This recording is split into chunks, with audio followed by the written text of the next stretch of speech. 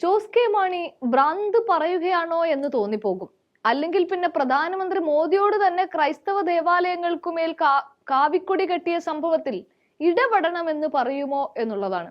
അതും ഇന്നലെ രാമക്ഷേത്രത്തിൽ പ്രാണപ്രതിഷ്ഠ നടത്തി അതിനുവേണ്ടി വ്രതമൊക്കെ എടുത്ത് ഇപ്പോഴാണ് നീതി നടപ്പിലായത് എന്ന് ഉറക്കെ പറയുന്ന മോദിയുടെ അടുത്ത് ക്രൈസ്തവ ദേവാലയങ്ങൾക്ക് മുകളിൽ കുരിശിൽ തന്നെ കാവിക്കൊടി കെട്ടിയ സംഭവത്തിൽ എങ്ങനെയാണ് മോദി ഇടപെടണമെന്ന്, സമാധാനം കൊണ്ടുവരണമെന്നൊക്കെ ജോസ് കെ മാണി പറയുന്നത്?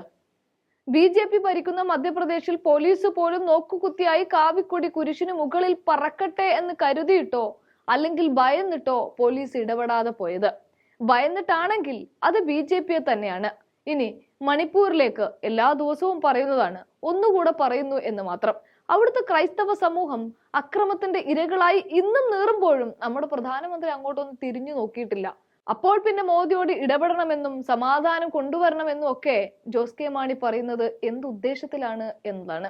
ഇന്നലെ ഒരു ഒറ്റ ദിവസം കൊണ്ട് ബാബരി മസ്ജിദ് പൊളിച്ച് അതിന് മുകളിൽ കെട്ടിപ്പൊക്കിയ രാമമന്ദിരത്തിൽ രാംലല്ല കണ്ണു തുറന്നപ്പോഴാണ് സംഘപരിവാർ എന്താണോ ഉദ്ദേശിച്ചത് അവരത് പൂർത്തീകരിച്ചു കഴിഞ്ഞു എന്ന് ഉറപ്പിച്ചത്.